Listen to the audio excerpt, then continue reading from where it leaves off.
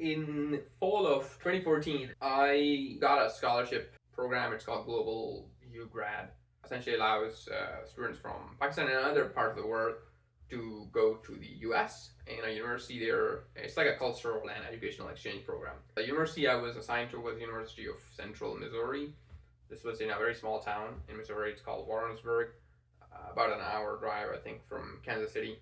That was my first time ever in the US. So it was, of course, definitely a very new experience for me to be fully on my own, far from home, living in a dorm. Mostly it was just Americans in that university, mostly Caucasians.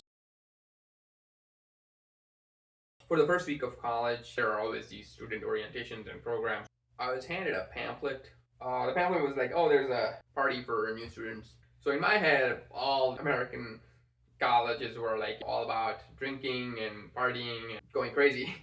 So I guess that was kind of the idea I had in my head. I was like, okay, cool. I'll go and see what it's all about. I guess I was curious just to see. I've seen it in the movies. Maybe I'll go see what happens. I went to the place. There were actually a lot of people. So yeah, I started talking to people and meet them. They seemed nice. So I was just asking, they're like, what's her name, this and that. Where are you from? All these things. They were also like, oh, there's food over there. You can also get yourself a drink. And I was like, oh, I don't really drink. I was like, I'm not gonna drink. They had these red cups. I had always seen these red cups with like alcohol in them. So in my head, I was like, they're all just drinking alcohol. They're like, no, there's no alcohol. They're all non-alcoholic drinks. It's lemonade and whatever, tea. I was like, oh, okay, cool. I'll have that. And I was like, oh wow, I'm surprised they don't have any alcohol here. It's a party, because in my head it wasn't like that. And then I'm talking to a lot of different people. So I met like a couple of guys. I think one of them was probably like one of the leaders of the group. Like, okay, these seem like very nice people. They seem like very friendly. They're very welcoming. They were like, yeah, you should come to or other events. I don't know, maybe we exchange contact information at that time as well. I was like, what is this group? Like, what? They're like, oh, we're a part of this group. We're called Navigators. And of course, I didn't know what Navigators was. Later, I figured out it's a Christian group, and so apparently it's a very big Christian group. I didn't even know that. I just knew it was just I was like, Navigators. Okay, cool. I don't think in that party I actually figured out, or someone told me that they were a Christian group. I guess partly in my head also was that most Americans were Christians, so I didn't really think too much about it. I'm like, okay, I'll come by some other time, also see what they are about. So that was kind of my first, I guess, introduction to other Christian people. Later on, I met the same people in some other event. They have this weekly event of worship or something at their chapel. The chapel was kind of in the middle of the university, so I was in the university dorms. So the chapel was close by. So like, yeah, you should come here. We sometime go to the church, we worship a little, and then afterwards we play some games, hang out, or get something to eat. So I was like, okay, nice. That would be great. I had never been to a church before anyways. So I was like, okay, it'd be good to see what it looks like. What do they do? And part of me was curious in a way, like, let's see what Christians are about. Why don't they just believe in Islam? What do they do? I guess I was curious about that. Part of me was like, oh, maybe I can tell about Islam too, Maybe they can learn about it and it might inspire them. So yeah, so I started going to their weekly group. First time I'd go, so I see this sing and all that. For me, that was very weird. We don't really do any singing when we go to the mosque, or at least with music, the way it is in the church. I just thought that this was just very weird. I could feel that it was very emotional sometimes, but a lot of time to me it was just like, I don't feel very connected, and I always thought of them as like, what is this way of doing this? They're not really connecting with God, they're probably just enjoying the music or something. At least that's what I thought at that time. I still thought they were nice people, so I didn't really say anything, and of course I wanted to see like, what do they do? So this is the first time I learned about Jesus and all that story. This was probably like halfway through the semester that they played this video.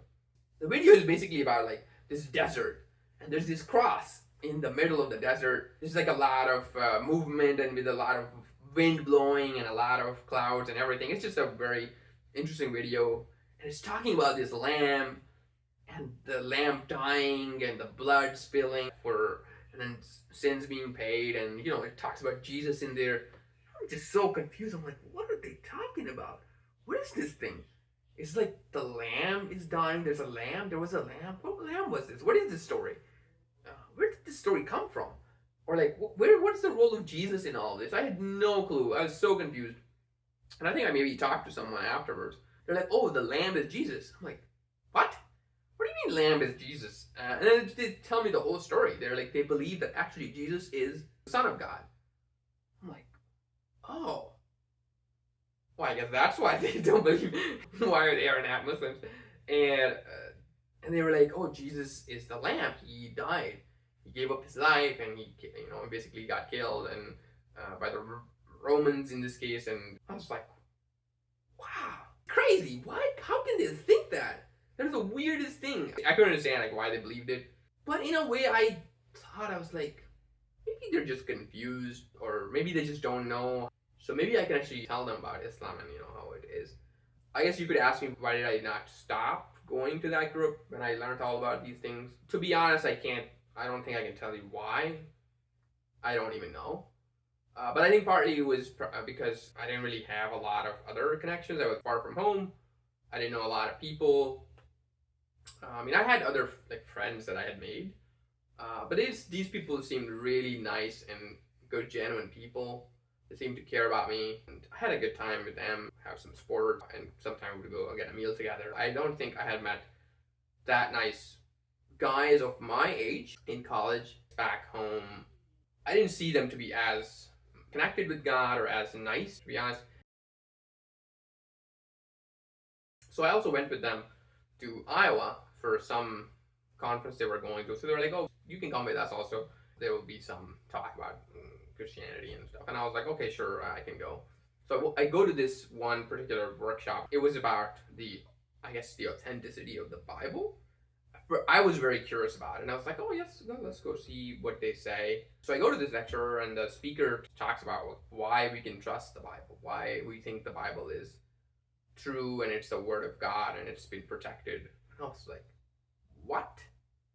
That doesn't make any sense. What are you talking about? Only the Quran is the book from God that has been protected, that's not corrupted. And I thought that was common knowledge that the Bible is corrupted. It's not exactly how it was used to be. I'm not sure why this speaker keeps on saying this. In a way, I was also kind of felt bad for them. Maybe I'm not sure, but I was surprised by that. It is also surprising that at that time I had no evidence. I had never really done any search. I had been just told Quran is the only book that's not corrupted. Bible was corrupted. We have evidence supporting this. Scholars have done this. All the people know this. It's a very known fact. I never really asked for evidence. At that point, internet was also not very common, and we didn't really have these phones and all that, so I didn't really search for it. But that's, for me, was like another interesting fact part that I learned about Christianity, that they believed it, or at least part of them believed it. I had other conversation with people over there. Some of them generally wanted to learn about me, wanted to learn about what I believed about Islam, what I believe about different aspects of Islam. So they were asking me questions, and I never really tried to, go ahead and preach or anything. But of course, if they asked me questions, I always told them about it. Like I always told what I actually believed. But we never really had any debates. They never really questioned any specific thing that I was always telling them. Mostly they just listened, and I just listened to their beliefs, and that was it. So I felt very comfortable there. But that was really it. I left after about 4 months, or less than 4 months. In December, I went back home because it was just a one semester program. So the main thing that for me was that it was just a good, an introduction to Christianity. First time I knew what they believed about Jesus, why they don't just become Muslims. And of course, I learned that they believe the Bible is not corrupted, similar to what we believe about the Quran, which was very weird. But really, the main thing that stood out to me, and the people that I met there, I had made some really great friends. So they were really generally nice people that seemed to care about me, people that I had not met anywhere else, or at least back home, especially of my age. And I connected very well with all of them. It felt like we had a strong connection in our thinking and beliefs, and our beliefs about God. and of course the way we lived, like for example, they didn't drink alcohol, and of course there are other things like that, the living style and all that. So that was, I guess, the first experience with Christians.